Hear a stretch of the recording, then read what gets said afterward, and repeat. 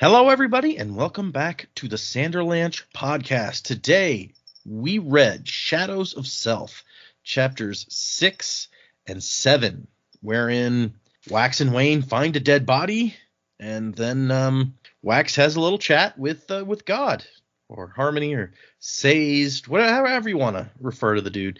That's who Wax talks to. So, I'm Data, and with me is... Jamie. It being Joe. And Dak. So hang on to something, everybody. The Sanderlanche is about to begin. Riddle me this now and riddle me that. Does anyone really know the mind of the bat? Wherever you're going, whatever you do, a man in the dark keeping watch over you. So poison the ivy with your crocodile tears. We're climbing the vines to the heart of your fears. Can you tell me, has something changed? The rewards are zero, cause I ain't no hero. Do you know it when you go strange? Is your taunting true? Am I as crazy as you? Check my head, I guess the joke's on me. So yeah, Joe's back, and 2 more chapters. What did you guys think? And also some broadsheets, so you can throw that in there if you want. What did you guys think of these chapters? Yeah, the broadsheets. Alamancer Jack is now Gentleman Jack. Right? Reading that right? Yeah, honestly, after reading his book or his story, I just really don't rate him. And I was not keen to read on about Gentleman Jack. And the other bits, I didn't really pick up anything in there that I thought was particularly crucial, but kind of fun to get a bit of an insight into what's going on a bit more. The chapters were really good. I thoroughly enjoyed the discussion between Wax and the god formerly known as Sazed. That was a lot of fun, and I'm glad that it was a good conversation. It wasn't sort of cryptic bits here and there. Yeah, so actually getting a lot of information about, was it Bleeder? Yeah, I think that's right, yep. Bleeder. So yeah, that was pretty cool. And Wax's revelation that, oh, it's hemalurgy, isn't it? This is a spike. This is, okay. Unfortunately, yes. I liked that we got to see Marissa use her slow bubble, which was pretty cool again. Like that was actually really cool. And quick thing, like I had completely forgotten about it because she's been so down on herself for so long. I'd forgotten about her power, but that was very cool. And another little mystery in there is very much this person is very much targeting Wax, and Bloody Tan as a kandra rather than a blood maker, which was pretty good. I was happy we were right about that one. And finding the body, some good old fashioned crime scene detective stuff going on between Wax and Wayne. I really loved the sentence that the kitchen was just big enough for a body to lie down, and he knew that because there was a body lying down. Yep. I was like, oh, that's brilliant. Yeah, as I was reading it, I was like, they're gonna find a body. They're gonna find a body. They're gonna find a body. Oh, they did find a body. Really sad for Dashwi, I think is how we say it. I think it's right. Yeah, sad for her. I think she was finding herself and liking this new life, and it's all been taken away. Pretty scary, the thing about removing one spike. They can still stay in their form, but they're a bit nuts. And I also never put together the bit about Ruin could speak and Preservation could listen, because I'm sure that Ruin had conversations with Vin. Yeah, but it was conversations like where Vin says something out loud. Like he could hear you talk out loud. He couldn't hear what you were thinking in your mind, which she did figure out. She tried thinking things at him and realized, oh, he can't read my mind. So right. So Preservation can hear your thoughts. Yeah. But Ruin couldn't. But if you spoke to Ruin and actually had a conversation with Ruin, then you could speak. Okay. So I misinterpreted that a little bit in this one. Yeah. Good though. Lots of little bits happening, not a huge amount of action or anything, but I'm enjoying seeing Wax and Wayne get into a bit more of the detective side. Like I know they did that in the first one, but it was kind of a bigger thing at stake. But now being part of the constabulary, they really, they can get into the crime scenes and find all the little details and follow up their leads and stuff, and that's really good. I'm also really happy that Wax and Marasai might actually have a chance of having a more positive relationship with each other, rather than, oh, she just is in the way all the time and he's just putting me down all the time, and that's a bit sad. So I'm glad that hopefully this is an opportunity for them to patch some of that up. I like what you said about the detective work, because one of the interesting things to me is that Wayne is actually helpful with the detective work part, which maybe you don't expect. You expect Wax to know that, but yeah. So Wax will go and do like the body, and then Wayne will go and figure out all the other stuff. Like when he was looking at all the liquor in the cabinet, it was like, oh, she's found one she likes. It's a very cool way of building a picture and putting all these small details together, because I probably wouldn't have looked at that and gone, huh. Right. I'm curious. You said you expected them to find a dead body. Did you expect it to be Dashwi's body that they were going to find, or somebody else? Look, I honestly don't remember. I think I thought that it would be more of a mystery if it was her body, but I wasn't quite sure how that was going to pan out that way. But I guess it makes sense that if, a kandra could be imitating her and that she's now dead or something, but her body was still there. So whether it's obviously not her running around, it's our other blonde friend, by the sounds of it, running around. It doesn't sound like she wanted to do anything bad. She was just trying to live her life. So yeah, these two chapters were good. I'm really enjoying the book so far. I think maybe by virtue of the fact that they're shorter books, they just seem a lot tighter. The story clips along at a more frequent, like just a different kind of pace, which has helped keeping me engaged for sure. I'm really enjoying all the detective work stuff in it. I love mysteries and books, so this is very interesting. The stuff with Marasai I'm finding less interesting, but it looks like now Sace is kind of and I know it's all wrapped up in each other, but Sace is going to kind of tie it together here, I guess, by telling him like, hey, you should be including her. She's there for a reason. I worked really hard on that to get her to be there in that place for a reason. So I'm definitely looking forward to seeing the fruits of that. The whole kandra thing, while it was a very cool moment to know that there are kandra involved and that's kind of what's going on, it also seemed very exposition-y to have Sace be like, hey you, hey guy, yeah, you know me, I'm your god, hey, by the way, this is what's going on, dude. That felt kind of weak story-wise to me, to just have God drop in and be like, yo, this is the dealio, and I need you to fix it. So, this is what's happening. So that was a little strange, but yeah, the scenes with Wayne doing detective work, both of them go into her house, finding the lady dead, finding out about hemalurgy, finding out that it's Spook that wrote the book, which, by the way, I don't understand how any person listening to this podcast could still defend Spook. If he wrote a book about hemalurgy and left it for the masses to read, like, how stupid can you be? Like, how utterly foolish can you get? His book about hemalurgy, and wasn't he questioning like, it's not that bad, right? Yeah, exactly. That's my point. I'm like, everything he went through. How could people still think he's cool, or think he's interesting, or think he's not a moron? Like, I don't understand. Why are you defending this man? He's clearly a fool. He's like, it's good now, right? Because Sace is in control of her. Yeah, shoving spikes through people with blood. That's good now, right? Anyway, yeah, super obnoxious, obviously, but I'm still very interested to see where this is going. I think we kind of had predicted at some hemalurgy influence in the first book with them kind of gathering up mistings. So yeah, it looks like this is the other side of the coin, right? Somebody's stocking up ferochemy powers. Of course, this time we know it's a kandra, which to me is kind of more interesting, because you're talking about a creature that can literally slip the powers on and off, which is definitely different than what we've seen. But my question then is, it's like, if I take a ferochemical spike out of my body because I'm a kandra, do they put it back in a bag of blood, or does that slowly, like, did the power slowly sap out of it and then you got to go get another body? Yeah. So that is something that is a little concerning.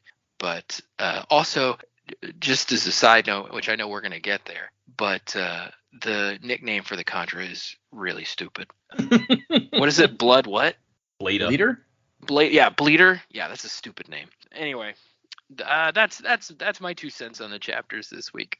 I like this picture of like the kandra just walking around like with a bag or like or like a lunchbox or something just full of blood. Like they only took that back in there. Well, so It's a Ziploc.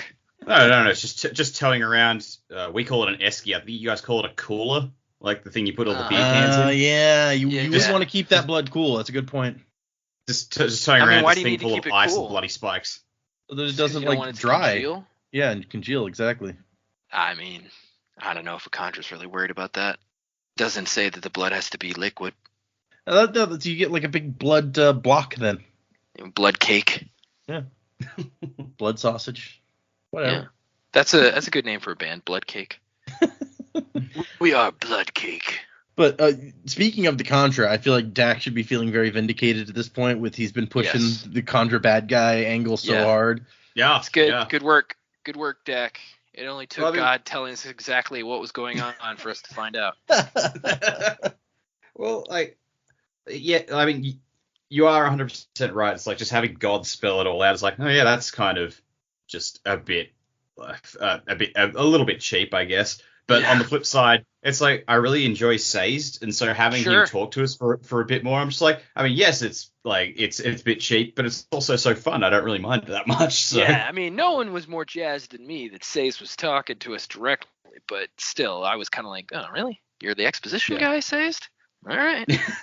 But yeah, no, I enjoyed these chapters. I liked that Marisai had her own bit removed from Wax and Wayne, where she got to be a part of the action, saving the governor, putting up her bubble and everything. So that was pretty cool, because I think this whole book, she's just been sort of annoying me a little bit, but it was nice to get her moments. Like, no, you actually are a competent character. Just need to stop bitching about Wax in your internal monologue all the time.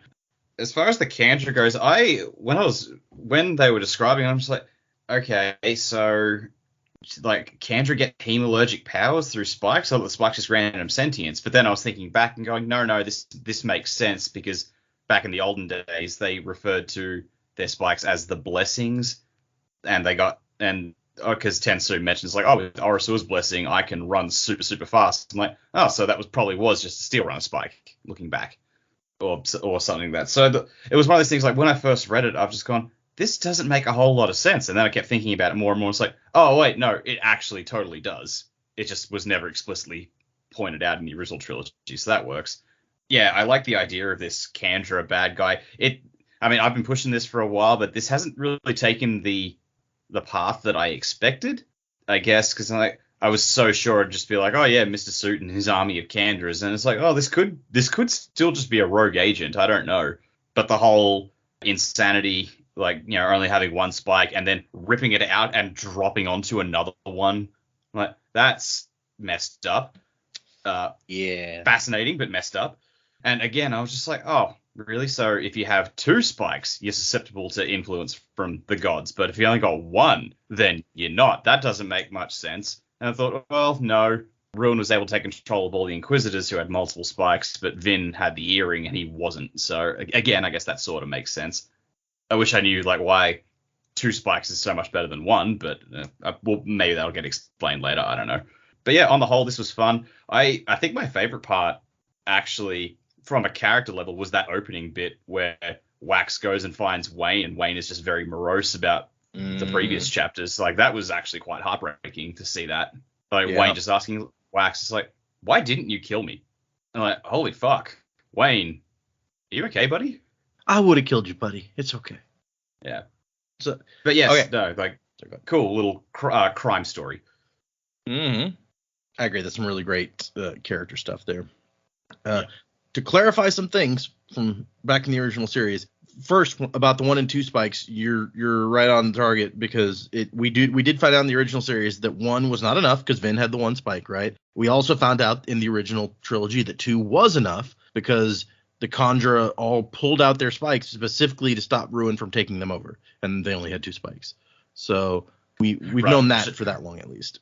Rashek couldn't have thrown him in the bones. Like, hey, if you only take out one, you'll still be you mostly, but he can't take you over. Yeah, right.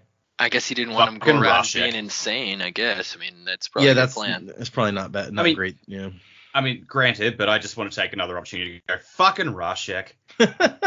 But also important to establish is that a blessing, according to Sazed/God in the epigraphs in the third book, a kandra blessing consists of 2 spikes. So the 2 spikes together are the blessing, which means that if it was doing something kind of similar. The blessing of potency is what he had that let him like run fast and for a long time. It does seem like it's sort of similar, but it's definitely not exactly the same thing because it's 1 spike getting the power versus the 2 spikes together, which they need for a blessing. Also, and maybe this is less reliable than information directly from Sazed as God in the original trilogy, but we're in Well of Ascension, we are explicitly told by Tensoon/Orsor, who he's impersonating at the time, that you can't, that kandra can't have allomantic powers. Like there was no way to give it to them because remember, as Vin is searching for who the traitor is, like which one in the crew has been secretly replaced by a kandra, she's testing their allomancy because that's the information she gets, that there's no way that they could have allomantic powers. So okay. Counterpoint, steel running is a ferrochemical power, not an allomantic true. one. Yeah, you're right. And also, like, again, that's Tensoon relating what he's been told because fucking Rashek might not be giving him all the information. Absolutely. True words.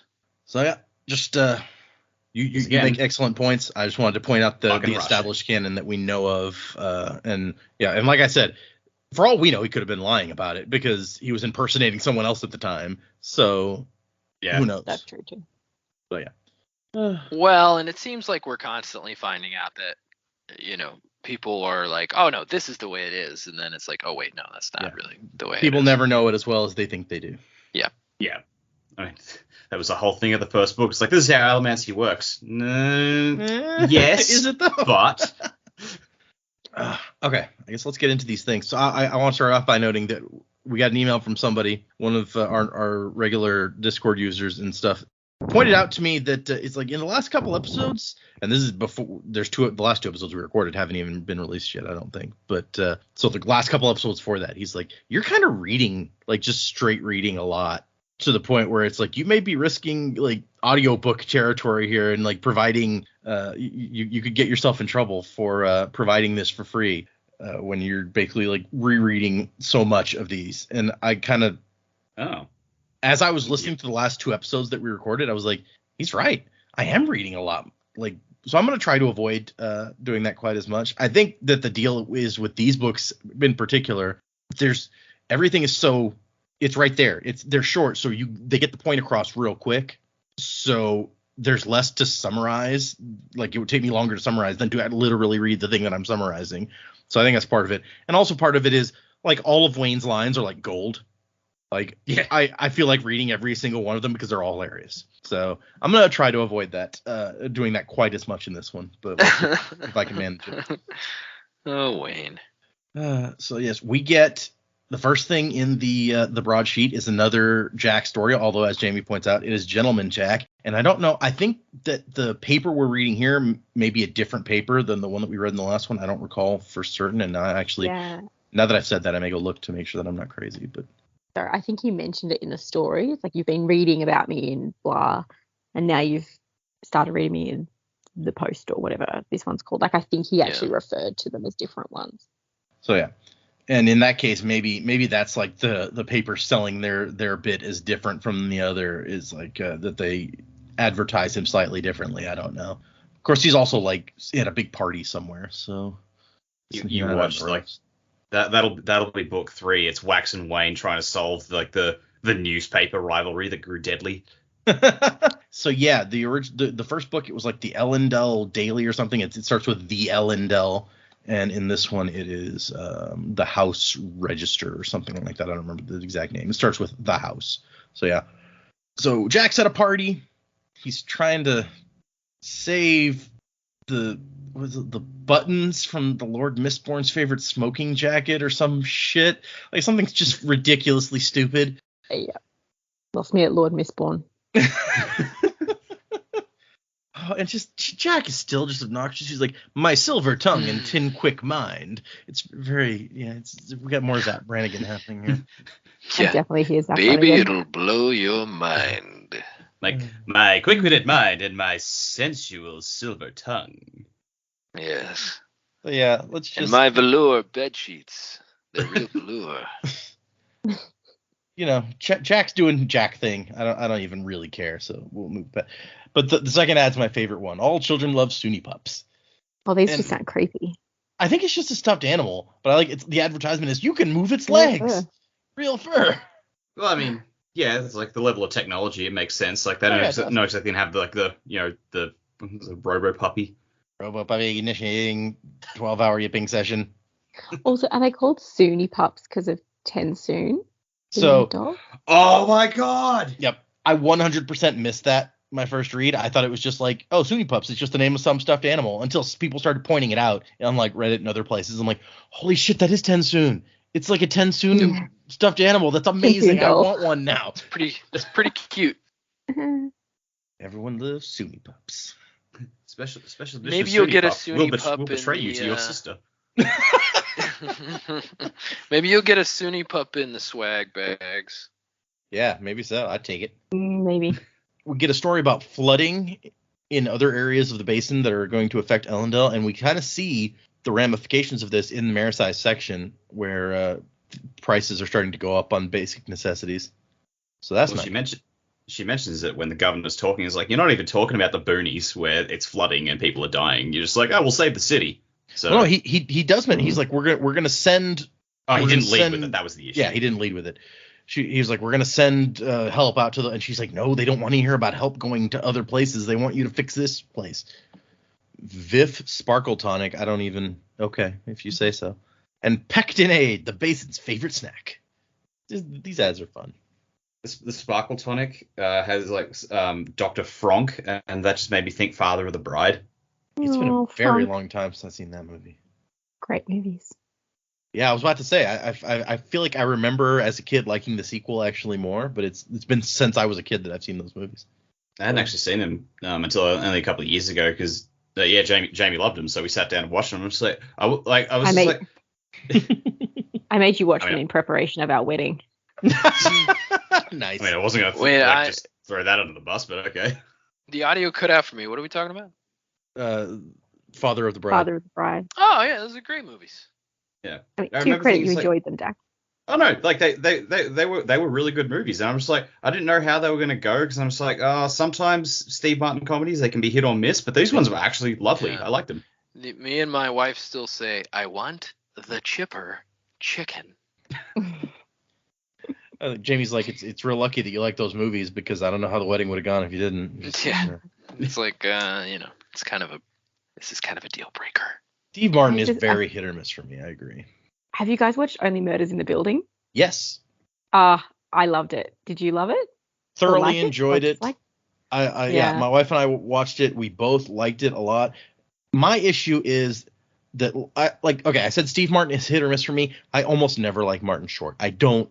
There's something about Martin Short that gets on my nerves, and I don't like him. And that's kind of the point of him in that show, is that he's kind of supposed to get on your nerves and be like this weird, selfish, annoying guy but not like a bad guy. Yeah. You definitely is not the best. And so I still don't love him in the show, but his character works and fills that role really well. And then Steve Martin and what's her name? Selena Gomez. Yeah. Yes. They both do a really good job. And so I like the show, and I like the way they played the mystery. I thought that was really good. I like the concept of the show. I was a fan of it. I'm keen for season 2. I'm really curious for season 2. Yeah. Because they're going to have to pull out something pretty special. Yeah. Well, and it's like you can't do the same exact thing again. No. Yeah, I feel like it's going to be a stretch, like story-wise, to justify. But I guess we'll see. We'll see. You start a podcast called Only Murders in the Building. You only cover murders in the building you're in. Hopefully, there's not too many seasons of that. You would really hope. But You'd really be looking to move out of the building, Yeah, wouldn't you? right. By that point. It's like that British crime series Midsummer Murders, and it's like they were like, I don't know, dozens of seasons of that. I'm just like, how is there anyone left in Britain? You've murdered them all. That's it. That's funny. Yeah, we watched the first episode of that, and it was pretty disturbing because it was like an incest thing, and I was like, yeah, I'm not watching any more of this. Which was that Midsummer? Yeah. Yeah. My dad loved that show. Like, I watched a few episodes. I was like, oh, this is really cool. I just remember there was one that had a very young Orlando Bloom, like pre-Pirates, pre-Lord of the Rings, when he was just kind of an annoying shit. Oh. And he was the initial murderer of the episode. He got stabbed with a pitchfork. Huh. Now I just want to see that. I just want to see Orlando Bloom get killed by a pitchfork. That's kind of fascinated. Okay, sorry. Yeah. Back into the actual chapters, which we haven't even started yet on our tangent. And we are like an hour into our record. Yeah. Oh, Jesus. Well, you know. Anyway, so Give the people what they want. Wax is flying through Ellendale, thinking about all his responsibility for thousands of people who work under his house and how he has to represent them and such. And we get more specifics about how the politics works, which we've kind of been a little bit unclear on. Like, we knew that there was like a bicameral Senate, basically, that you had the representatives from the professions, you have the representatives from the noble houses, and now we find out that they elect a governor, and the governor is like the leader, I guess. So that's interesting. I mean, I wonder how that works. If that's just Ellendale, is there like another government for the whole basin, or does each city just do their own thing? Well, he's talking about sending relief to the That's right, yeah. So presumably he has authority over them as well. And then anything outside the basin, they'll just like, he's just like, I don't give a shit. I mean, not necessarily. I mean, a country can send relief to another country. You don't have authority over them if you're but you can send them money and stuff to help out. I guess. Anyway, we don't get any more information on that, so who knows? Hopefully later we'll learn if the politics of Ellendale is really an important topic for you. I like that the Church of the Survivor has a big glass dome on top so that they can see the mists, but they don't have to be in the mists. Survivorism's come a long way. I wonder, do we know if Marisai, like, Steris is a survivorist. We know that. Do we know if that's Marisai's church also? I don't know if it's come up. Yeah, I don't know that it is either. I wonder what does Marisai do if Wax mentions to her? It's like, oh yeah, like Harmony says that he's got a whole plan for you, and you're doing his work or whatever. Like, how do you react to that if that is your god, but also if that's not your god? Yeah. Like, both of these are uncomfortable situations to be in. Yeah, I feel like for her, she strikes me as one of those people that's like open to the possibility that all of the religions are true, which technically pieces of all of the religions are true. So, it's one of those things. We get some constables dealing with some picketers who have gotten a little bit violent, and Wax has to save them. And like, one of the women's like, they call him Don Shot. Like, oh man, thanks, Don Shot. That's a great name. Yeah, as far as nicknames go, cool, rough nicknames. That's not a bad one. I think Miles 100 Lives is still cooler, but you can't get that name unless you can survive being shot in the face or whatever. So I'm just imagining like Wayne is just complaining because his nickname is Hat Boy or something. I think it's this book where we hear his nickname. The Adventures of Dawn Shot and Hat Boy. I'd watch it. And Wax is thinking about like the guy. So there's strikes going on in town. Like the workers are upset, and he's like, they have an actual grievance. Like, I found some of those same problems in the factories that I own, the few factories that I own. And, I had to fire some overseers, had to hire more people for shorter shifts, but that means you got to pay them more so they can survive. And there's no easy answers to this, basically. But people are upset. They're not going to stand for it much longer, maybe. And then he finds Wayne hanging out, feet in the water. And he's like, Wax asks if it went poorly, and he's like, same as always. It's strange. Most days I don't mind being me. Today I do. It's just a carryover from how very sad that last section was with him. Yeah, it's like it's a Wayne bit. You expect Wayne bits to be funny and weird, and it's just sad. Not that it doesn't get funny and weird while still being sad. Granted, but yeah, there's enough of a variance, I guess. So he asked him back when you and John Deadfinger, first found me, do you ever wonder if you should have just shot me? So they found him when he was 16. So I guess we must not have known, or he must not have known Wax that long when we saw them in the prologue, because he was still 16 at that point. Yeah, which makes sense because he keeps calling him kid, not even Wayne. Mm-hmm. And Wayne was so upset by accidentally killing this guy, he threw his guns and ammunitions down a well and went under a house with his hands over his ears, crying that he could still hear the shots. And Wayne's just like, so many of the boys that we run across, any of them could be like me, but they don't get a second chance. How come I did? And Wax is just like, look, if I found any of them unarmed and hiding and perfectly willing to be brought in, then I wouldn't have shot them either. But that's not how we find them. We find them with guns in their hands trying to kill people. So if I'd found you like that, I would have shot you too. And Wayne's like, really? It's like, of course, I'd have shot you right in the head, Wayne. You're a good friend. Thanks, Wax. You didn't promise to kill me. You promised to have killed me. That there be the present perfect tense.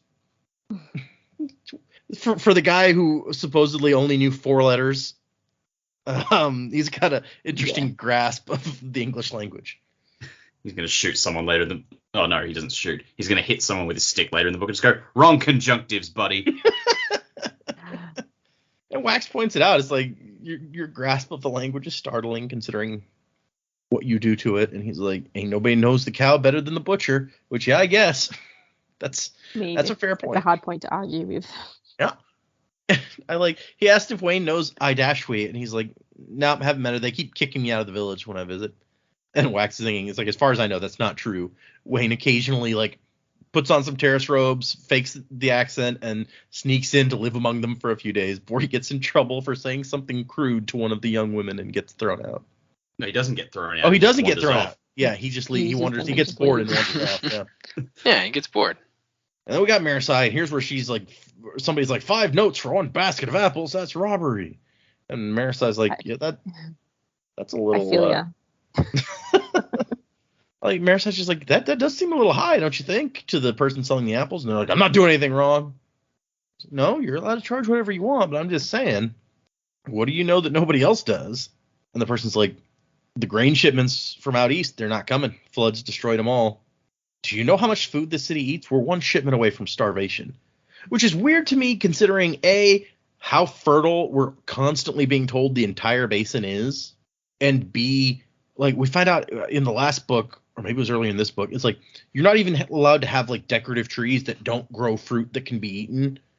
That was one of the rules set down by the Lord Mistborn or whatever. So how is there not enough food? It's weird. And she thinks that, there's storages that can be let out. There's a cheese reserve or whatever the joke was that's been going around about the U.S. has a strategic cheese reserve. What?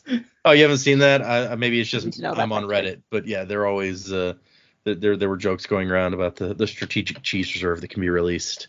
Oh, dear God. Sure. But she's like, this person's not totally right, but they're also not totally wrong. And then we get to the square where the speech is going to take place, and it's real full of people. And while the rest of the people from her precinct are going to help with crowd control, she's like, Constable General Aradel wants me to bring a report on the speech. Is there a spot that I could watch from? And the guy's like, no. Every niece and nanny of a house lord has demanded a spot. And then she's like, okay, I'll try to find a place in the crowd. And it's like, wait a second, don't I know? Yeah, you're that bastard. Right. Yeah, think it through, guys. It might be a fact that she was born out of wedlock, but have some tact. That is right? horrific. Can Nah. you imagine being spoken to like that? Ugh. Oh, yeah, you're that bastard. I remember you. You look all right. And she thinks that this is one of those old nobleman officers who they think they can just say whatever. It's just like old people. You're like, yeah, old people just say whatever ridiculous shit comes into their head and don't realize how ridiculous they're being. But there's also an issue because her nature, quote unquote, used to be kind of a secret, and now everyone just kind of knows. And she's like, maybe her mom did have some justification behind those angry letters that she was sending. And so, but it gets her a spot to listen from. So I guess take the wins. This guy, he mentions Constable Wells. Is that another Brandon's buddy cameo? Oh, I don't know. Because I think he mentioned like Wellen or whatever his name was from the original trilogy was named after that guy. Oh yeah, you might be right. That might be exactly what it is. Let's see. So Wells is a constable in the Ellendale Constabulary. Maybe a cameo by his friend Dan Wells, similar to Wellen. So I guess it hasn't been established for sure that it is. I'm just gonna assume that it is. Yeah, just make the assumption. It's fine. Everything's a cameo. Like when you're a writer and you write so much stuff, you got to come up with names somehow. I mean, I don't have a problem with like throwing in like people based off the ones you know and even named after them in some way. That's fine. But it just seemed like there was in these books there have been so many, and one of them was a fairly major side character who had a stipulation that he'd get a girlfriend at the end, and that was granted. And I'm just like, you just letting these people dictate your writing? True. Well, and it also, maybe that's true in a lot of other books too, but you don't get the annotations from that, like I was reading to you from this one, so you just never know it. Yeah, okay, that's a fair point. But I don't think there are any annotations for this one, so. Because he stopped doing them, didn't he? Yeah, at some point, although he kind of, during the release of the last Stormlight book, he kind of went back and he was doing a weekly post on Reddit with because before the book came out, they were releasing like a chapter a week up to the first part of the book, so like a bunch of chapters. And every week he'd do a Reddit post to advertise that and give like annotations on the chapter. So I feel like it's one of those things where he's like, I stopped doing that because I didn't have the time, but I kind of want to do it low key. Find an excuse. And like even after like at the end of their conversation, he's still so condescending. He's like, there's a space with the reporter's little harms. Go on. Tell your dad I said hi. Yeah. I like how he likes her dad. It's like, yeah, you're that bastard. Well, tell your dad I said hi. He likes her dad because he's bad at cards, but never lost so much that it made him feel bad winning. It's just a very specific reason, and I feel like I'd like that guy too, to be fair. And we cut back to Wax, who sees Bloody Tan again in a crowd, and once again does not find him when he stops. And he doesn't want to tell Wayne because you don't want to tell anyone that you're hallucinating the face of a dead guy in every crowd at this point. That usually doesn't bode well. And Wayne's like, oh, I get it. You're contemplating your impending marriage to Steris. That's why you look so upset. And Wax is like, look, I wish you'd leave Steris alone. She's not as bad as you make it out to be. And that's the same thing you said about that horse. Remember the one that only bit me? Roseweather had good taste. But so Wayne has managed with his people skills to figure out where the Steel Runner lives, where she works. No one there has seen her in a week, though. So there's your first hint that maybe there's a dead body somewhere, right? Yeah. That or she's off, living a life of crime. Yeah, either way. And he traded at the jewelry store where she works for a pure gold pocket watch with opaline workings on the face.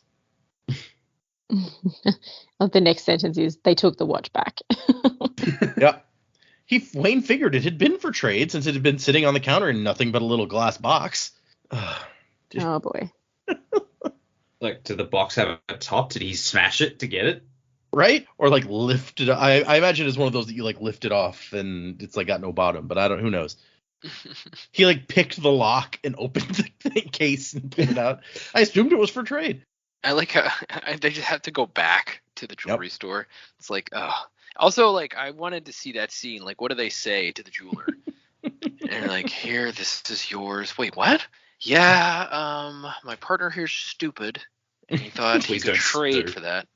They talk about the fancy neighborhood, and we find out that they got a big reward from the Vanishers case, like a percentage of the recovered aluminum, which says, like, Wayne, you're basically rich. You know this, right? And it says that he hasn't touched his, which you'd think at the very least he would be sending some to that family, right? I don't know. I mean, that's probably what he's doing with it. I love that when they find her door, they look at it, it's like, nice door, good wood. He kicked it open. Wayne has an appreciation for these things. And then I agree with Jamie. One of the best lines, where it's like, it was just large enough for a person to lie down in this kitchen. He knew that because of the bloody corpse stretched on the floor. So good. Looks like we're going to need a new prime suspect, Wax. This one downright refuses to not be dead already. Yep. Well, if you tried convincing her otherwise, Wayne. It feels so much like one of those procedural shows, but like the funny ones, like Psych or something, where they walk in and find a dead body and there's some hilarious joke about it because of, this messes up our whole plan. What was the one where, like, he puts on the sunglasses and you just hear that, yeah, on the soundtrack? I have no idea. It's like a CSI or something. I never watched CSIs, so no, it might not have been CSI. There was, I don't know, some crime show was like they get to the case and he makes a bad pun, puts on his sunglasses as he does it, and the soundtrack just kicks in loud and obnoxiously. Let's see. Crime show, sunglasses, pun. Puts on sunglasses. Yeah. Okay, here we go. I found it. Look at my Google ability. Let's see. CSI. Yeah. No, it was CSI. Okay. I don't watch that. Not from the memes. Actually, looks like it's CSI Miami specifically. Hold on. There's a clip. I gotta watch it. Oh, yep. Okay. I get the meme now. All right. Another job well done. Meme understood. Yeah. Another job accomplished. I'm Captain America. I'm like, I get that reference. So we're back to Marisai, who cannot actually see the governor, but can see the audience and can hear the governor. So their reaction to the speech is like most of the reason she's here anyway. So, and she notices this person and is like, wait, I know this person from somewhere. What I get from it is that this person seems to have set up some sort of like loudspeaker system, because when the governor starts talking, she's like, wow, I can actually hear him. How weird. Sophie Tarsal. Supposedly her father was a great inventor, but nobody had ever heard of him. Like, I was like looking at this, I just gone, shit, is that the kandra? Is that the killer? Could be, depending on what the killer's actually after. The governor starts giving his speech and immediately goes to talk about how his brother's not really a criminal and the papers are outrageous. And she's just like, nobody's here for that, dude. Like, talk about the real problems. That's why all these people are here. They don't give a shit about your brother. Like, I understand why you want to, like, make it sound like your brother's not super corrupt, like, for your personal power, but that's not going to help anybody. Address it last or release a statement. Yeah. My brother, kind of a dick. We all knew that. Criminal? Nah. Yeah, I mean, he was super arrogant. He wasn't great. He was kind of paunchy. He was pale. He had dark circles under his eyes. He smoked a lot. He drank quite a bit.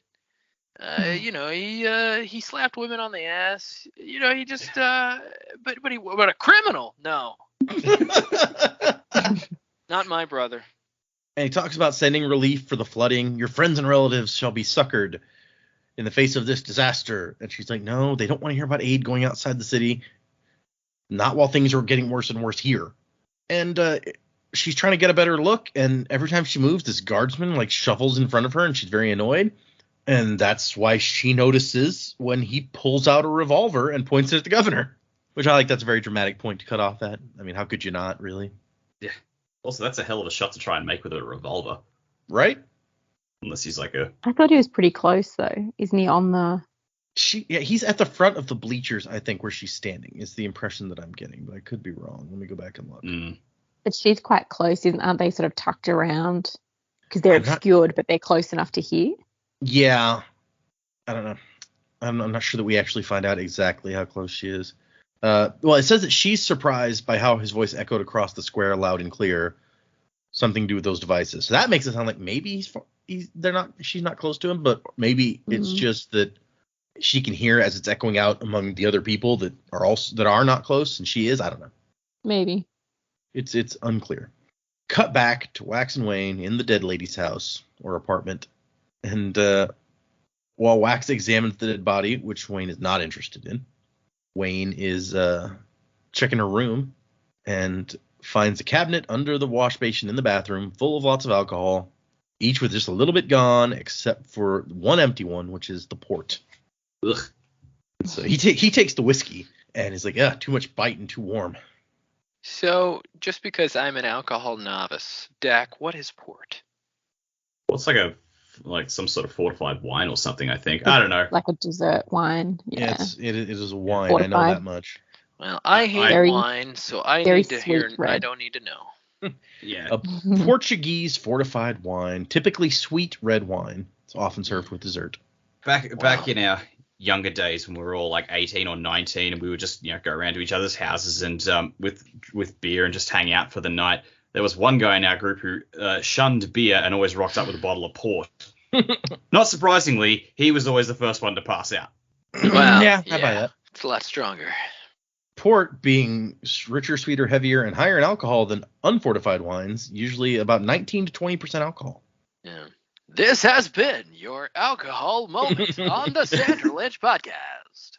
I'm also an alcohol novice, so I got to read. I mean, I drink from time to time, but if I'm going to drink, I usually don't drink wine. I like cocktails. I like a nice hard seltzer. I think I've done a recipe that needed port before. Like I bought a bottle once for that purpose, but Sure. Yeah, beer and whiskey, they're my vices. You found alcohol, I see. How uncharacteristic, Wax says. And then he says, this murder's troubling, Wayne. And she's like, I'm sure she felt so too. Yep. And Wax is like, there's so many questions here. Like, why did she leave? Why is she living here? It doesn't feel very terraced. And Wayne's like, oh, I can tell you. So, and Wax is like, oh, yeah, really? But Wayne has drawn some very impressive conclusions from just looking around this lady's house, looking at her clothes, looking at her bathroom. And so he paints this picture of this woman, kind of, I guess, middle-aged, old enough to have missed the chance to be wild youth and starting to wish you'd done something more daring. So she has a bit of an adventure side. She decides to leave the village, but starts out very conservative, gets a nice job, pays extra money for the nice apartment in the nice part of town. I like Wayne's like, the village is so dull that even Steris would hate it. So obviously you got to leave. So she starts drinking with some people from work and kind of decides she likes it. So buys a bunch of stuff to find out what she likes. I mean, it's funny because as someone who doesn't drink, if I ever decided like I want to find out what I like, that's basically what I'd have to do. I've tried lots of stuff over the years. I don't remember most of it. So I'd have to be like, okay, I guess I'm going to go out and buy like a little bit of everything and test out to see if I can find one that I like. Because how else are you going to go? Everyone's got a recommendation. But yeah, I've always anytime I've gone out with people that I don't know that well or gone someplace new, somebody's always like, I'm like, no, I don't really like alcohol. I don't like the taste. And they're like, oh, well, you'll like this, the thing that I like. Obviously, you'll like. And I'm always like, okay, I'll try it because why not? But people are always certain that they have the secret. Yeah. Well, people are full of shit. So I'm just saying, you can't depend on recommendations because everyone's got one and they're yeah, everybody thinks their shit's the best. Yeah. It's like, yo, man, maybe my shit's the best, but it's not. I don't have any illusions.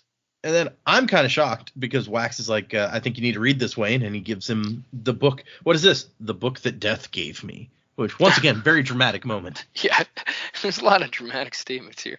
It's like, hey, you want to cool it out, man? Can you just tell me the book that Marisai gave you? Because, I know she gave it to you, so don't be a dick. Marisai uses her power. She's like, hey, I wasn't caught without metal this time. And, yay, Marisai. Right? Aside from keeping this guy busy long enough that, other people could try to catch him and the governor won't get shot, the bullet, or the bubble deflects the bullet, so hey, yay, right? And she lunges at him. It's not enough to topple him over, so she's like laying there half on the steps, holding on to him, feeling stupid because she jumped him and he didn't fall over. Like, oh, this didn't work.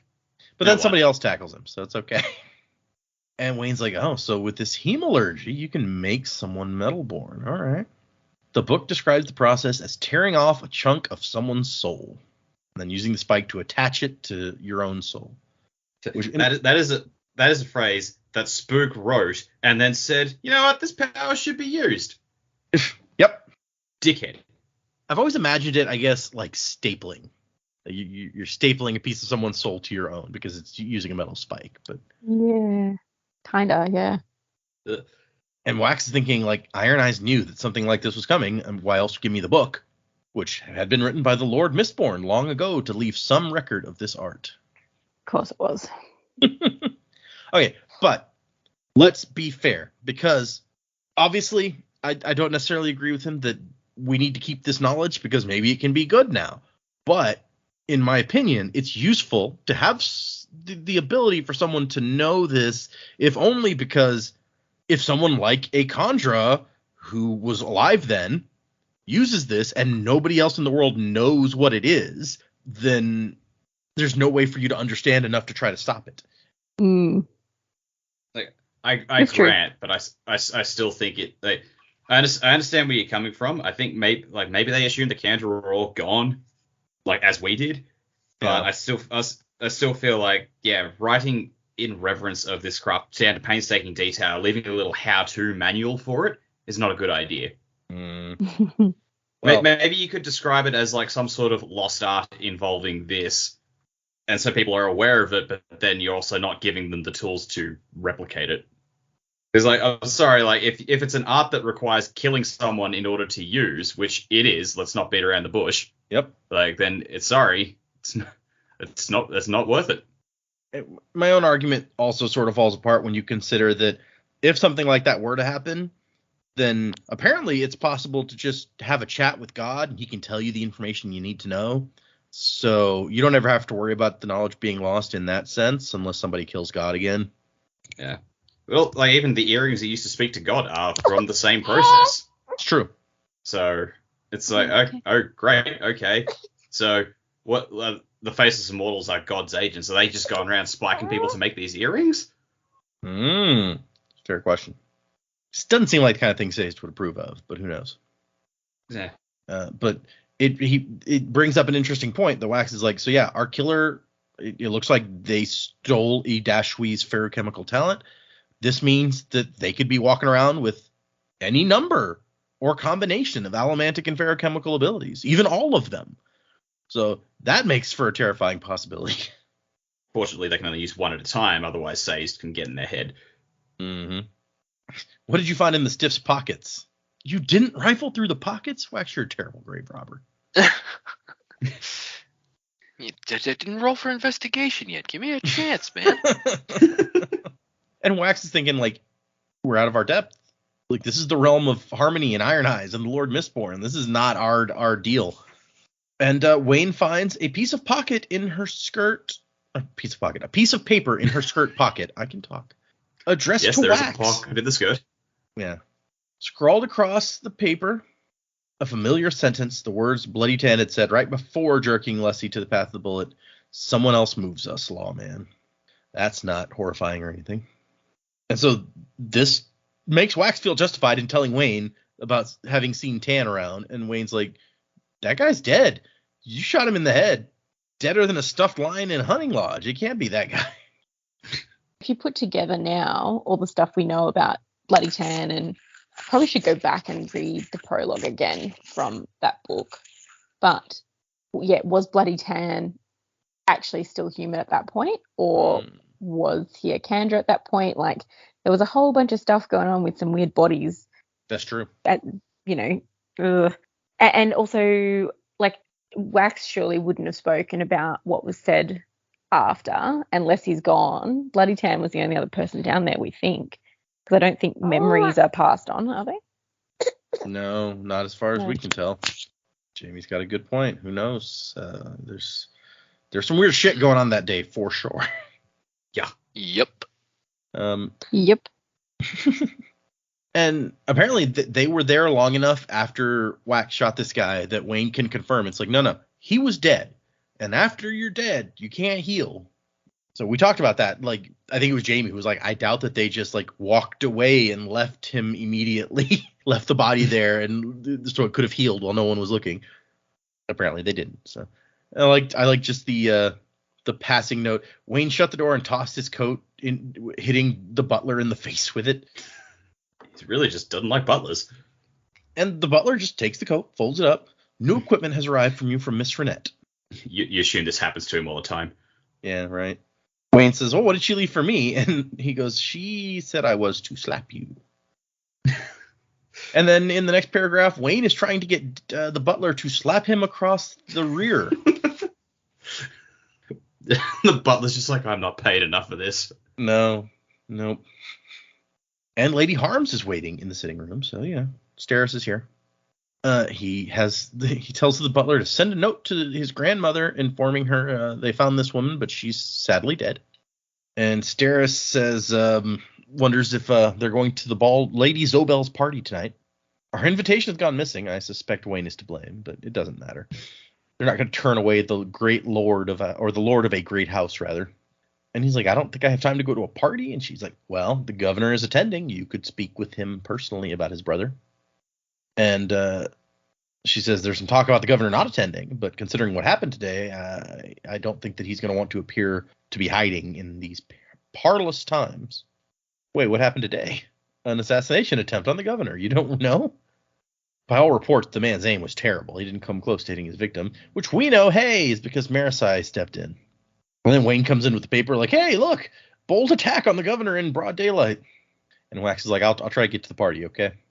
If not, feel free to go without me. And she's like, oh, I'm supposed to take the butler? If you like. Be careful about that, Steris. Wayne says, Wax's butlers have a tendency to explode. I mean, one time. Come on. As far as we know, I guess maybe one could have exploded in the year. Just hanging around Wayne too much, he blew himself up. That guy, yeah, right? That guy tells me to slap his ass one more time. Oh man, that was my favorite part of that chapter. And then Wax wants to be alone to think, so Wayne decides to hop up with the coachman, and it's like, hey, Hoyd, can I catch a ride up there with you? Wonder about that, huh? Sexy drifter back in town. Working And as not always a beggar. Yeah, exactly. Yeah, I got a job. Yes. Wax found him as a beggar and was like, hey, man, you need a job. Come on. And so Wax puts in his earring. I like how Hoyd's not hiding nearly as hard in this book as in the last one. And he wonders, like, was this earring also a spike? Was it made by killing someone? And when he puts it in, a voice says, unfortunately, your fears about the earring are correct. And he freaks out because he's hearing, like, it sounds like somebody's sitting right next to him. Pulls out his gun and says, like, firing that gun wouldn't really have an effect. Even if you could see me, shooting me would just ruin the furnishings of your coach, costing precisely 84 boxings to repair the next time Miss Grimes takes to the shop. You'd be left with a new wood panel on the coach body just behind me, which would never quite match those around it. Oh, he's just like, I'm trying to I love help that that's the detail of thought that's gone into it. It's like, you know what, you're going to regret it. You're going to shoot it. It's not going to match. You're never going to get it the same again. It's really not worth it for you. And he's still got a little bit of that Say's, like, sassiness that was always kind of hiding underneath the surface. Because, like, Wax, like, you're here in my coach. And he's like, well, technically I'm everywhere, so. I just like a bit where like, when Wax says harmony, I took that as, like, when someone goes, oh, God. And so he goes, harmony, and Say's like, yes? Hello. You rang? And he's like, Wax calls him your deificness. Yeah, that was dumb. He's like, you can call me Harmony, or Lord if you must. Now, what do you want to talk about? Oh, please stop groveling. If there's one thing I can't stand, it's groveling. Stop looking away. Yeah. What are you doing? What are you doing? Averting my eyes, oh Lord. Well, stop it. Stop it. And this conversation is so weird and so fun, where it's just like, Harmony says, what do you want to talk about? And Wax's like, well, you know what I want to talk about, but better to hear you say it. And it's better for you to hear me or for me to hear myself. And Harmony says both. And Wax is like, am I insane? And Harmony's like, well, I mean, if you were, speaking to a figment of your delusion would not help diagnose that. Just saying. You're not helping much. Then ask better questions, dumbass. Yeah, exactly. You're not helping. Well, whose fault is that? So he's like, okay, fine. You need to hear it. Fine. I'm Harmony, the hero of ages, once called Sazed. At the end of the world, I took upon myself the powers of protection and destruction, and in so doing became the caretaker of the world to come. I'm here to tell you that you are not insane. And so Wax is like, Bloody Tan's alive, and so he's like, well, not exactly. There are beings, not human or Koloss, but related to both. You call them the Faceless Immortals. And Wax says, kandra, like Tenzun, the Guardian. I like that the Tenzun also gets a cool nickname. He's the Guardian. Yeah. And so Harmony... One's like, did everyone in the crew get those nicknames? Right? I want to know them all. Yeah. It's like, all right, so Doxson, the organizer. Shit. Who's the idiot? No, not Clubs. Who was the idiot who got the army killed in the first book? Oh, Yedden. Yeah. Yedden, the sacrifice. I want to know how far distant you are from the main crew and still get a nickname. Like, does Damu have a nickname? Does, like, Beldry get a nickname? I pictured Damu was probably like the founder because he was one of the biggest figures in the Church of the Survivor in its That's infancy. true. Yeah, he might be like their pope or like their historic first pope or something now. Yeah. Oh dear God. So Harmony explains how the kandra work. They eat people, can impersonate their bodies and stuff. And it's like, okay, but everyone knows the faceless immortals are your servants, not murderers. And Harmony's like, well, everyone has the power to choose. Even the Koloss have the power to choose. But the one who's wearing Bloody Tan's body has not made good choices. Who is he? And she says, like, well, she is a member. You should know better than to assume that anyone dangerous is a man, Wax. I like that note. That it's like, come on, be better than that, dude. Her name was Palm. She doesn't have the capitalized letter in the middle. What gives? She does not. Yeah, but she has chosen the name Bleeder for herself. Ancient, older than the destruction of the world, older than I am. Which, yeah, she would be older than Sazed, because when we met Tensoon, he was like 700 years old. This is he was of the Tensoon's third evil generation sister. as well. Yeah. Yeah. Yeah. Yeah, so that gives us, when the kandra come back, it's not just that kandra can be, it's the same kandra can be. Yep. Yeah. Yeah, so like they went to Kandra school together. She like he was like the class loner. She was like the queen bee. Everyone's always like, oh no, neither of them are ever going to amount to too much, and like they wrote messages to each other in the yearbook saying how much they hated each other. Mm-hmm. So I wonder if our friend Tensoon will show up, or maybe after Vin's death, he was like, nah, I'm not coming back. Maybe he's guarding the tomb. Ooh. He's the guardian. He's just like, here lies Lord Mistborn and the Ascendant Warrior. Yeah. The Ascendant Warrior and the final Emperor. He's still in dog form. He just lays there. But it's very intimidating, the description we get. It's like, she's crafty, careful, and brilliant, and I'm afraid that she might have gone mad.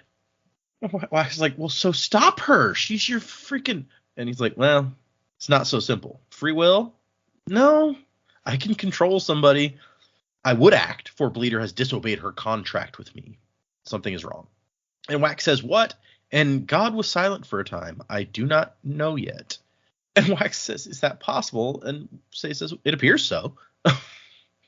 I just love this. He's like, wait, is it possible for God to not know something? And Say's like, apparently it is. Who knew? I was mortal once, buddy. Yeah, it's true. She has removed one of her blessings that kandra keep inside themselves to retain cognition, so cannot forcibly control her. One spike means insanity.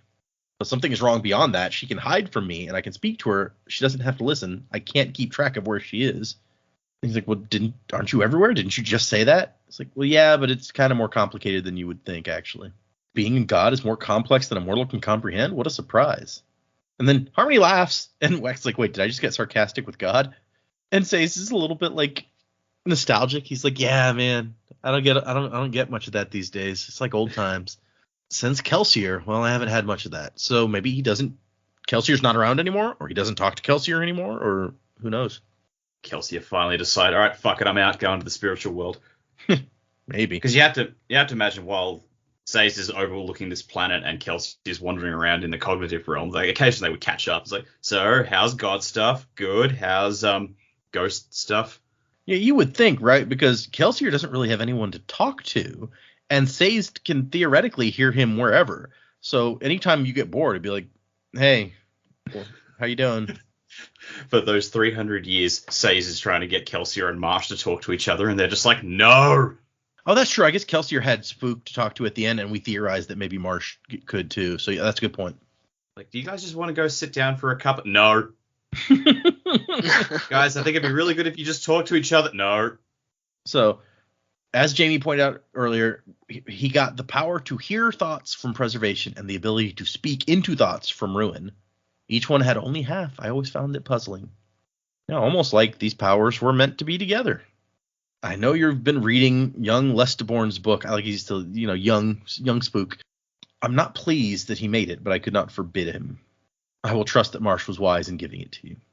And he says kandra don't have allomantic or ferochemical powers, but she has learned to take them and use them to maintain her form. She can only use one at a time, and if she has to trade them, then she has to rip one out, the single one out, to fall on another one. Which, yeah, that's a fun game. He's like, I don't know what her game is here, but I'm worried about it because she has spent centuries studying human behavior and she's planning something. And Sazed promises to send help. And Wax is like, well, I assume considering the source, it will be spectacular. And then he gets an image. He sees Harmony. Hands clasped behind him, eternity extending into darkness before him. And he's like, I'm trying to explain. My hands are tied here. I can't do like as much as you think. He's like, who ties God's hands? I did. Carrying these two opposed powers, I see both sides. I see the need for life and the need for death. I have to be balanced. And in being balanced, I have to be neutrality in a way. And Wax kind of gets into an argument because he's like, both these things are necessary. And Wax is like, murders aren't necessary. Like, you don't need people to kill. It's like, but the potential for murderers is necessary. People need to have the ability to choose, or none of it means anything. I don't think it's like I already fear I've made things too easy for men. The city, the perfect climate, the ground that renews itself. You should have had a radio a century ago, but you didn't need it, so you didn't strive for it. You ignore aviations and can't tame the wilds because you don't care to study proper irrigation or fertilization. And Wax goes, the radio? What is that? And Harmony's like, this is all super cool. He's just like, yeah, all right, maybe I fucked up when I was doing godly stuff. And just like throwing out all these concepts, and Wax is just like, what the fuck are you talking about? And he's like, you don't explore. Which I didn't really think about that, but it's true. We talked about it before, that they don't really seem to explore outside of the basin. And Harmony's like, this is a problem. Like, you don't explore, and why would you when I've given you everything you want? You've barely progressed past what I gave you 300 years ago in the books. So, and then he says, yet others who were nearly destroyed, and then peters off. And then he says, does that ruin your faith? Does it worry you that God is fallible? And Wax is like, well, you never claimed to be infallible, so that I remember. So, and I love the ending of the conversation where he's like, be less harsh with Marisai Combs. You aren't my only agent in the affairs of men, and I worked quite hard to maneuver her into the position where she could do some good for the city. So again, exposition basically saying she's special. Be nice. Yeah. And then Wayne's like, hey, you done talking to yourself in there? I heard voices in my head once too, I banged my head against the wall until I went unconscious. Never heard them again. Showed them good. I did. Yeah, okay. And so we cut to Marisai, who's inside the police station, which they have just driven up to. They've got the prisoner who she caught, and he had a pair of bracers, so like ferrochemical bracer looking things, but nothing else. And they're like, so he's metal-born. Why didn't he use his abilities? If he killed Winston with ferrochemical speed, like old Waxilium Dawnshot says, he should have done the same thing today. And so they're arguing over, did this guy kill Winston? Is there something else going on? And Reddy wants to beat the guy up to interrogate him. And Marisai's just like, you can't do that. And Reddy's like, don't tell me about your statistics. I know how to make a man tell the truth. She's like, no, it's not about statistics. If you torture him, then you ruin the prosecution. His attorneys will get him off for sure. And this other guy, Cabral, is like, okay, so send for his daughter. We'll threaten her in front of him, but not actually harm her, and then he'll talk. And it says Marisai rubbed her forehead. That's specifically illegal. Do you not know anything about the law? Part of me was wondering how much of this they did just to annoy her.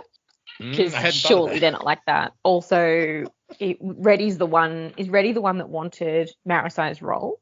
Yeah. Yeah. So he's just gonna annoy her anyway. It's true. I thought Cabral was like more friendly to her in that brief spot we saw a bit before. That may have been, but that doesn't mean that Yeah, it could be an act. And I like Cabral's conclusion is, yeah, the solicitors have sold out to the other side. She's right. Marisai's just like, son of a, it's not the point, but whatever. As long as you're going to follow the rules, I guess I'll take it. And Reddy's like, well, I think it's unfortunate that we've got someone among us who seems to be more on the solicitor's side than the side of justice. She knows more about their ways than ours. And Aradel's like, yeah, she does. She knows about the law, the current law. Maybe it would be a good idea for you to pay more attention to the laws that you've sworn to uphold. Yeah, no shit. And he asked her if she wants to interrogate him. And she's like, I mean, I give it a try, but we may as well just wait a few minutes. Why? Distantly a door slammed. That's why. And here comes Wax. He walks in, looks at the guy, narrows his eyes, and then looks at the bracers. One of them jumps off the table And he says, those aren't metal mines. This man is a decoy. You've been duped. And then turns to leave. It feels very Sherlock Holmes to me. Where walks in, looks at stuff, doesn't ask any questions. Is just like, oh, yeah, I can tell everything that's going on here. Let's you're wasting my time. And I love Sherlock Holmes personally, so I'm okay with it. And his evidence is that those aren't real metal mines. It takes more effort to push on real metal mines. So the metal mines are fake. Someone intentionally wants you to think that this guy is a ferrochemist, so they're trying to fake you out with him. They want us to think we have the killer so that they can do something else. And so he gets Marisai off on her own. It's like, so I spoke to God on the way here. And she's like, all right, I'm glad that you had some prayer time.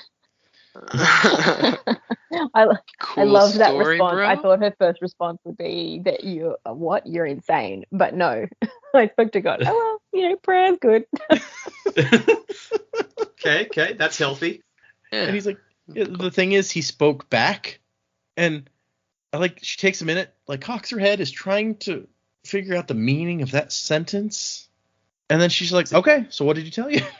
See, the thing is, I feel like if Wayne had said this, everyone would have just taken it at face value. They may not have taken it seriously, but they wouldn't have even bothered trying to dispute it or anything. It's like, oh, but it's not Wayne. It's Wax saying it. Shit, maybe we need to pay attention to this.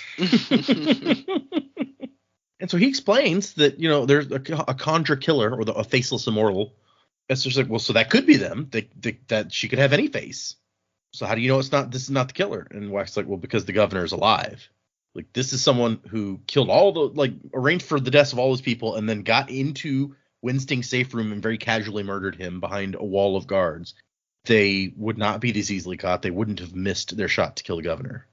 And then he actually does go and talk to the guy who's like, she said you'd come. She? God. Harmony? No. She said I had to kill the governor, had to attack him. I tried not to listen. She promised me freedom, but here I am bound. There's something for you in my arm. It's a very Dark Knight moment here. It is. It really is. I was about to say the same thing. And it's a coin that is in his arm. And Wax is like, where'd you get this? And she says, what is this coin? And he goes, a message. This guy won't know anything else. Bleeder knew we might capture him. So, do you have any plans for tonight? And she's like, Wait, what? Why? Because my fiance is going to a ball and I need a date. But he's like, no, the governor is attending a party and I guarantee Bleeder is going to be there. And that's the end of the chapter. So, yeah. In very, very, we're definitely moving forward at a clip here. As Joe said at the beginning, this plot is going real fast and it's getting worse all the time. Now we've got a rogue kandra out there who could have any power and use it to be killing people. So what do you guys think is going to happen next? Okay, so I think this coin is important to Wax anyway. It's got some kind of significance. I don't know, maybe if it's Leslie's lucky coin or I don't know. I think that's going to be pretty important. Just what our framed friend was saying, he tried not to listen to her and that she's God.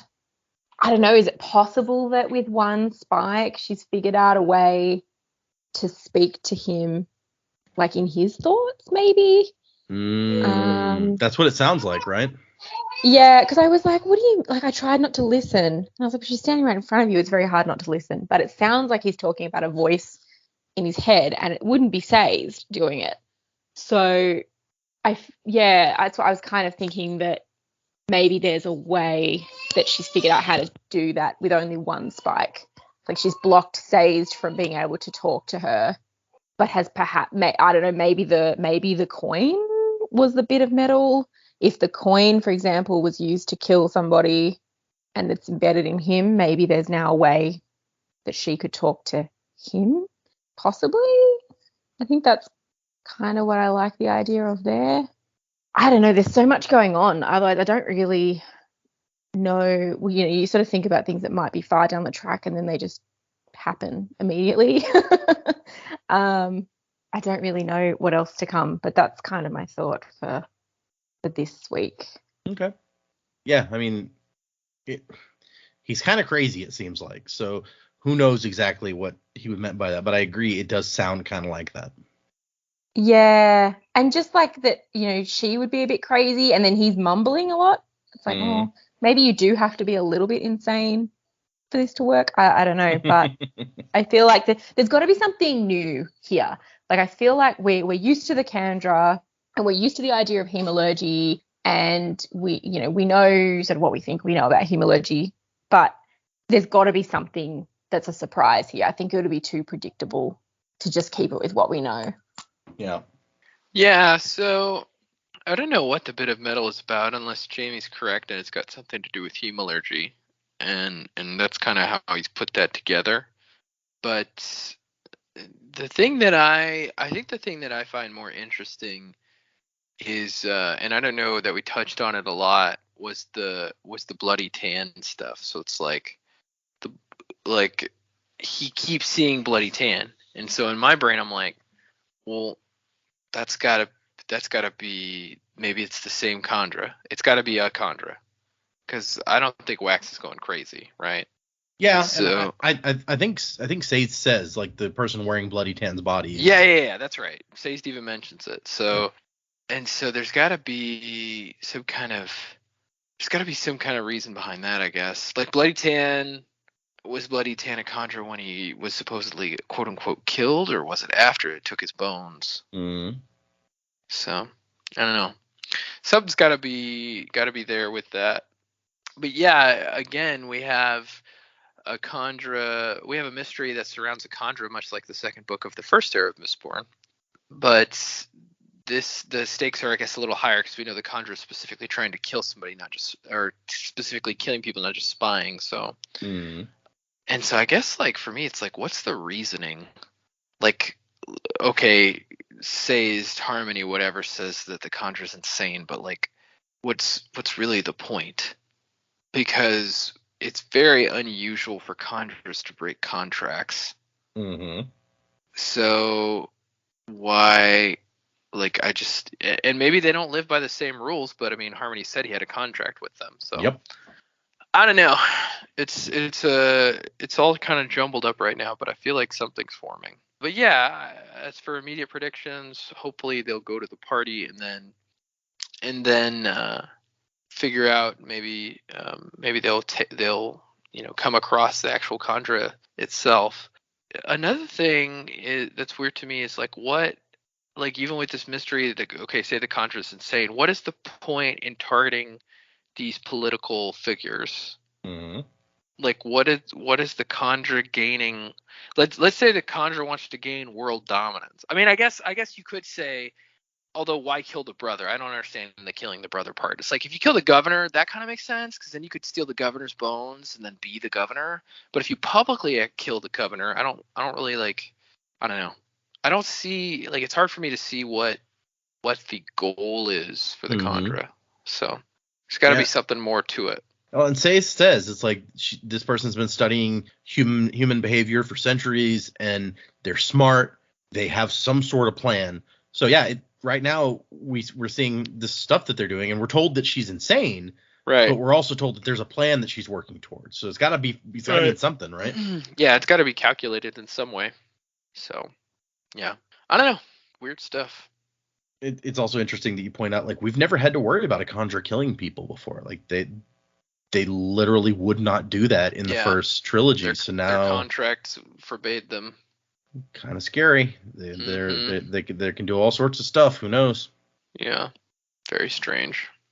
Okay, so as far as where this is going, I feel like there are a lot of hints here being dropped. I mean, obviously the characters have all just said, "Oh man, we've got to go to this governor's ball thing because Bleeder's going to pull something there, Bleeder's going to pull something there," and I feel like we might have a similar situation that we did at the governor's speech. Like, she might send a patsy there to keep their attention, but I feel like Bleeder's going to be up to something else somewhere else. I don't know what that is yet, but I feel like there's got to be some other masterstroke.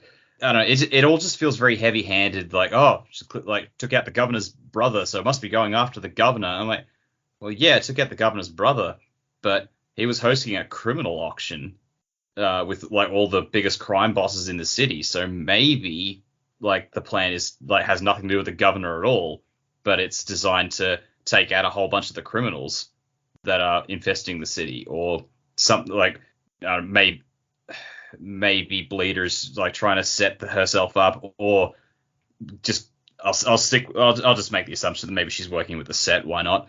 Maybe they're trying to set the set are trying to become like the only crime gangs in town, so that they can control the underbelly before making any moves on the overbelly. Is that a word? I don't know.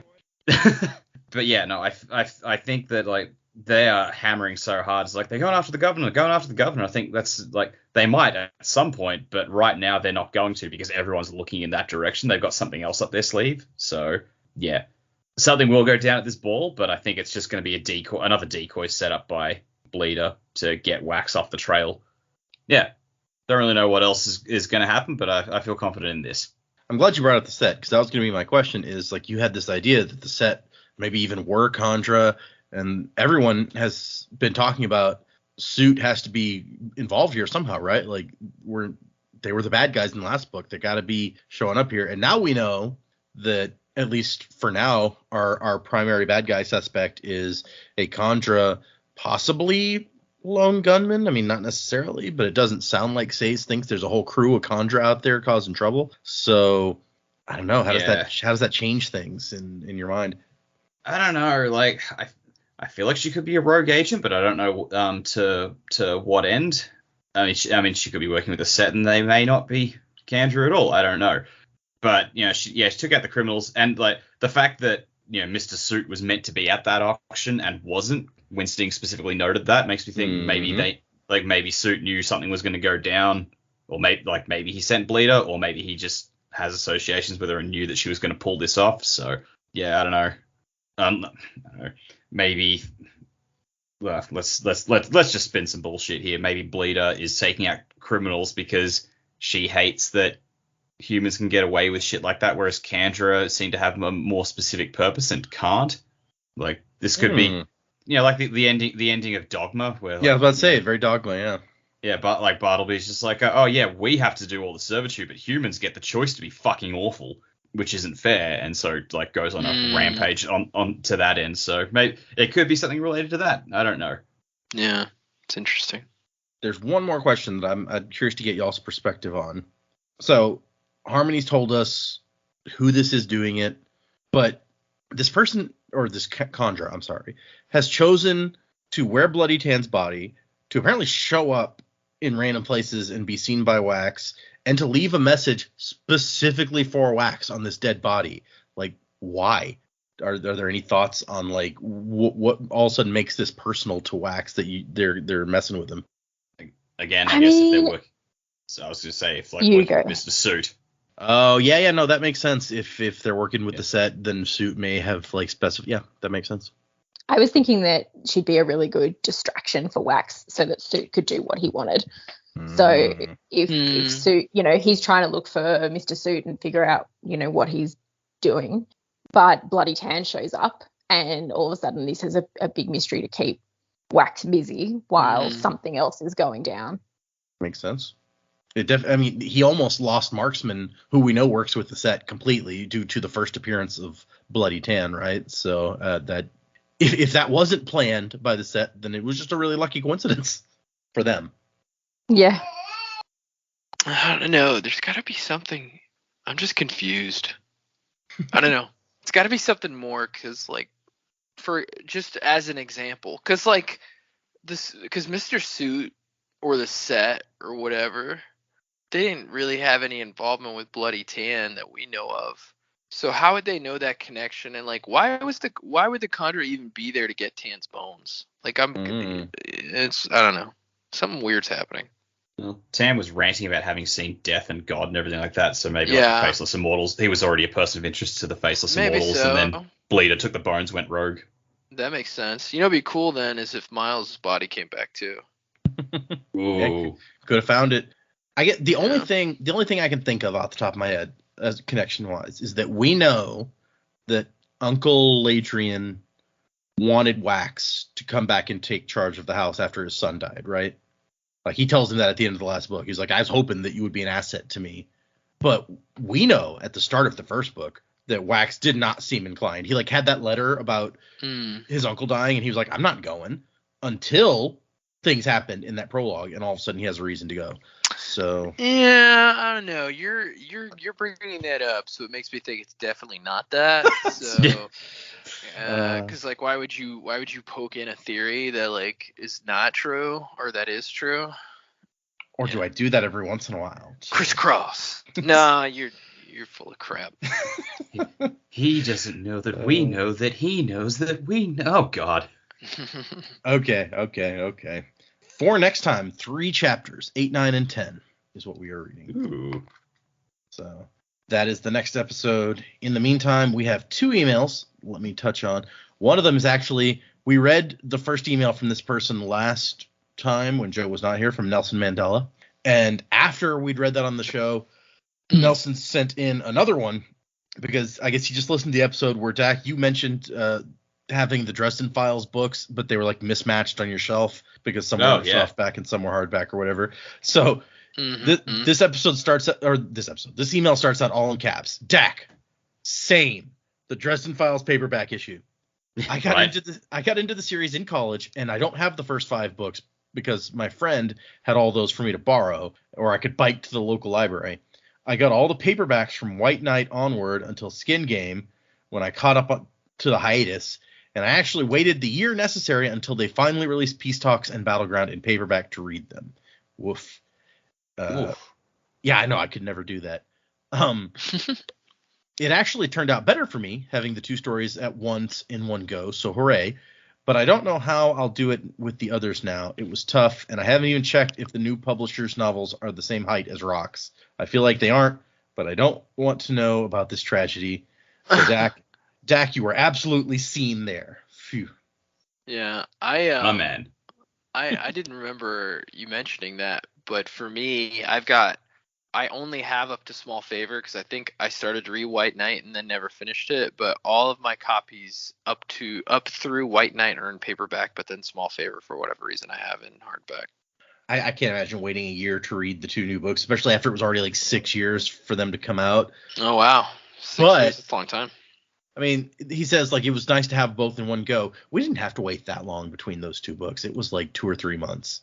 So that wasn't a terrible wait. Okay, the other email is from Adam, who says, Dear Sanderlanche crew, I was inspired to reread the Cosmere books by Brandon's Kickstarter and found your podcast a great way to engage in the material. With your guidance, I've now read all of the Cosmere, including a few short stories I'd never gotten around to in the past. I really love Sanderson's work, but don't have any friends or family to discuss it with, which made the podcast a great substitute. I've now read/listened along with your back catalog, and have finally caught up to you guys, so now I have to wait like a mere mortal. I really enjoy. Yeah, right. Wait. When was the Kickstarter announced? It started at the beginning of. I was just thinking that. It started at the beginning of March, wasn't it? Yeah, I think it lasted from the beginning to the end of March, I think. And now we're at the end of April. So he's read all Cosmere. Yeah. And listened to all our episodes in 2 months? What else do you do, man? Do you? Yeah. Does he have Bendeloy? Does he slow down time around him? Because how else do you have the time? Must do. Oh yeah. I mean, a lot of people listen to podcasts like all the time at work, so that part's easy enough. The reading, that's what. I mean, I guess if you listen to audiobooks too, maybe, but then you got to listen to both those things, and that takes. Yeah, I don't know. He says, I really enjoyed your thoughts and predictions, especially the eerily accurate ones. It's certainly an interesting way to read the books and allows for maximum chance to pick up on foreshadowing, which helps explain theories like Jamie's prediction that Sayes was the hero of ages, Joe's Or-Sor theory, or Dak calling Marsh's return. However, the totally wrong stuff that you get focused on, such as Eshin being a secret villain, is also really hilarious. I suppose that's the result of throwing so many darts at the board. Some will be accurate, but a lot will be wildly off. Oh, that is exactly it. Yep. Oh yeah, sure. Well, and I also think we just get on tangents where we wouldn't that be a funny or fun idea if Eshin was a secret bad guy? It's just like fun. I don't know that I ever really took that one seriously, but it'd be just ridiculous if what if she had been the one in the sewer like sacrificing somebody? Wouldn't that been like super metal and crazy?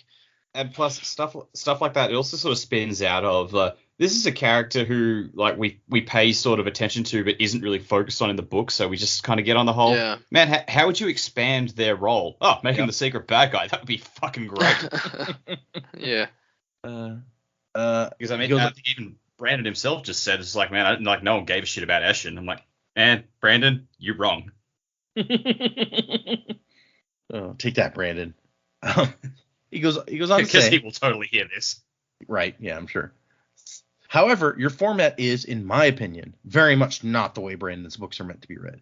I know it's not my place to tell others how to read stories, and reading a few chapters at a time works well for the format of the podcast, but I think that breaking the books up as you do diminishes the enjoyment of the stories. I think that some of the disappointment and letdown that the hosts sometimes feel when reaching the end may come from misplaced expectations due to weeks of discussing and theorizing that most first-time readers would not have. If the newbies have time, I definitely recommend them to reread the books in a more condensed manner to get quote-unquote authentic experience. Plus, they might pick up on some stuff they didn't notice the first time through, although they caught a lot of it already. Which, pause for a second, that's one of the reasons for the format is because we're not going to reread on the show, so being able to catch the most stuff in the first go is kind of a big deal. Mm-hmm. Yeah, I'll be honest. As long as we're doing this podcast, I just don't think I'm going to have the time or energy to go and reread any of them. I reread them all the time, but that's me. I might, but I'm going to give it some time. Because especially with, I'm just like, oh, I could reread the original Mistborn trilogy again. But I'm just like, well, we're kind of doing the second one now. I don't want to get them mixed up. Exactly. Yeah, I true. read halfway through the prologue of Mistborn the other day, and I was like, yeah, I'm not reading this. Like, Elantris might be easier because aside from Emperor's Soul, there isn't anything else from Cell to get mixed up with. Right. It's true. Something else that the podcast format makes more difficult are discussions about themes, character arcs, etc. These things are much more evident at the end of a book or series, but can get lost in the middle of the story. So it might be interesting to do a wrap-up episode when you finish a book where you discuss these sorts of things. Well, we did that kind of for the first book, but we've discussed it before, and we found that it's like, well, by the time we get to the end, we've kind of said what we had to say, and the wrap-up episode feels like there's not much to go into it. We were just sort of spinning the wheels a bit. And you know, you have to listen to each of the episodes, but I feel like I try to pick up on themes as we're reading and like propose them, because you know that's another thing about literature in general. It's like, yeah, there's probably an original intended theme by the author, but at the same time, it's like if I come out with a different theme from the book, that doesn't necessarily mean that I'm wrong. It's true. Yeah, literature can be subjective. People pick up on all sorts of stuff that the author never intended, but it can be very deep and meaningful to them. So, sure. Sorry for the criticism. I really do love the podcast. It's evidenced by the fact that I binged all the episodes in about 4 weeks. But I feel that even the most enjoyable things should not be immune from pointing out flaws. Think of it as my love for the show wanting to make it even better. Hey, I don't mind people pointing out flaws. I'm fine with that. I don't know that we could do much to like change the format at this point. Like it would be, we talked about that recently, I think. It'd just be a huge turnoff for the people who do love the format. So like our audience who's been with us for 100 episodes is like, yeah, we're going to change now. We never change. And the end of the email is, for Data, what are your plans for when the Lost Metal comes out? I think it might be interesting for you to do a blind read through along with the others to get the experience that they've had the entire ride. No, I know that I just spent a couple paragraphs saying that it's the wrong way to read, but having subjected your friends to it, it might be fitting payback for you to suffer not getting to just binge the book. It would also make predicaments even more crazy if no one actually knows what's going to happen. If you're worried about scheduling, I'm sure the listeners would be happy to provide a schedule for going through the book once it comes out, or even just some page numbers for ends of chapters so you could reconstruct it yourself. Of course, it's up to you. I'll be listening regardless. Thanks for a very engaging and fun podcast. Best, Adam. So I will say that I think it's come up before, and it was definitely a suggestion in the Discord that it's like, hey, when Lost Metal comes out, why don't you read along with them? I'm not going to do that. And if I pretended that I could do that, I'm like, oh, I'm totally going to do that, I would be a liar, because I would absolutely go and read it, because I can't. I've been following Brandon for most of my adult life at this point. I can't stop. So he won't subject himself to what he subjects us to. No. I know. You hear that? He's basically saying like, hey, you know that thing I make you guys do every week? I'm never going to do it.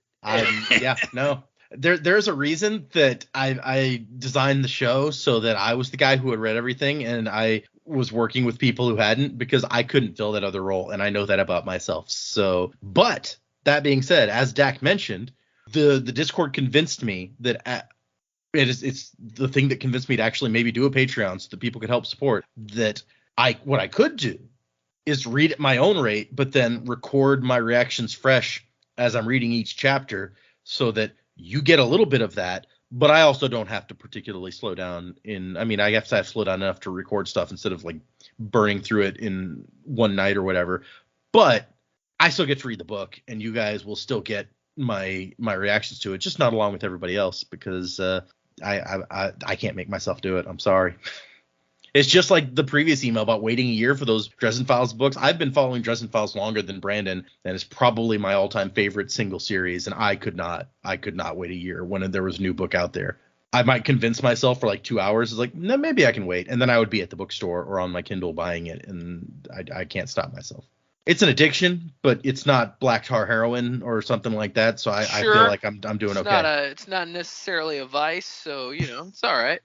But thank you guys for the emails. If anyone would like to send us an email, the address is thesanderlanche@gmail.com. Find us on Discord, Instagram. I kept trying to say Imager for a second there. It's Instagram. Man. On Patreon now, Facebook, all those sorts of places. Remember, for next time, 3 more chapters. That is 8, 9, and 10. And we're now 35% of the way through the book. So we're moving. Clipping along. Yep. So I hope everyone is having as much fun as we clearly are, with the mystery, the excitement. Okay, what we'll do is we'll continue to split it up a little bit. We did the Shards of Adonalcium backers last time. This time we will do the misting level backers, and they can get ferrochemical powers, which I feel like maybe I should go in and change that to fairing instead of misting in the name at this point. And then the next time we'll do the ska backers, and that way we're not going ridiculously long, but we're getting everything done. So we have 4 misting level backers. The first one is Armor Wolf. Armor Wolf. Who I guess must be European because they're backing in euros. So. Armor Wolf. No, I'm sorry, not Armor Wolf. I misread that. It's Amor Wolf. AMUR Wolf. Oh. So Love Wolf. Love Wolf. Interesting. Man, you, my friend, what do you store? Why don't you store? I feel bad doing this to you, but I think you're going to store identity, your true self. Okay. I don't know why you feel bad about that, but I was about to say I don't actually feel bad. The next one is Kraft, who is that's New Zealand dollars, so it's a Kiwi. Kraft macaroni and cheese. Is that offensive to New Zealanders, Australians? Is Kiwi like a mean thing? I mean, we refer to them as Kiwis, but I don't know that it offends them or not. I mean, It's Australia where sometimes it's pretty offensive. Yeah, you're like, it's probably especially to New Zealand. You're like, yeah, those guys. They're like the kid brother that. In the rugby specifically. Yeah. New Zealand listeners, Kraft, if you're probably out there, write in. Let me know. I don't want to say things that offend people. Sure. Most of the time, anyway. Yeah.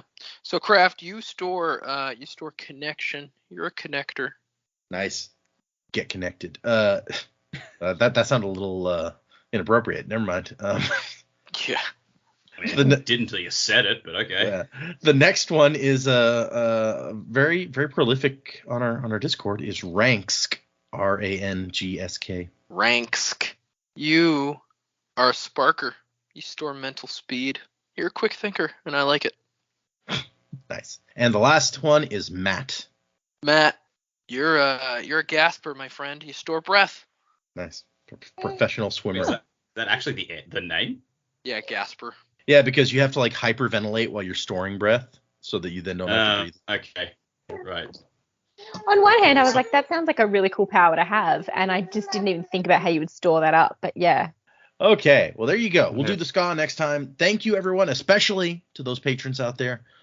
We love you guys. We really appreciate you wanting to support the show, especially at this point where we still haven't put out any Patreon. Although Joe, patron content, I should say. Although Joe has finished his first draft of that script.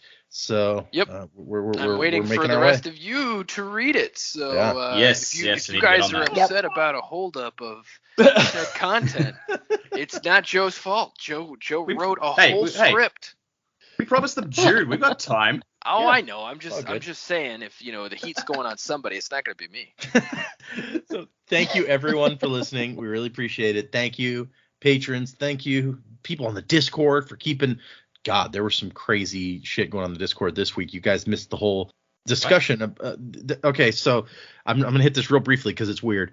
Somebody posted like a quiz or test that you're supposed to take to tell you what your kink is, but they accidentally, quote unquote, accidentally is the accusation now, posted their own results instead of a link to the blank quiz. And it started a very, very, like, half the day discussion between people that I missed most of. I had to read after the fact about various characters in the books we've read and what their kink would be. And Oh, dear What is God. going on in that Discord? yeah, it got crazy. So anyway, that's the kind of First stuff. dinosaur erotica, now this. Yeah, you guys. Yeah. You guys are weird.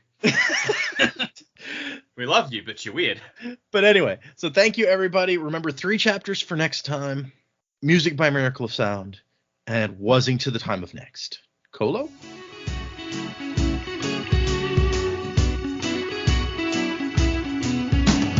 Check my head, I guess the joke's on me. Oh, I'm not laughing at the irony. Oh no, check my head, the sky and fly on me. I stand the highest heights. I'm up to the sky and irony. I stand the highest heights. So riddle me this now and riddle me that. What am I missing? Oh, we're supposed to do the Patreon stuff. It may be getting kind of late for that. Well, also you got to say music by Miracle of Sound. I'll just cut you in saying it. That's fine. Sounds good. Hold on, let me do my Jimmy Stewart voice. Clarence, it's music by Miracle of Sound. It's amazing.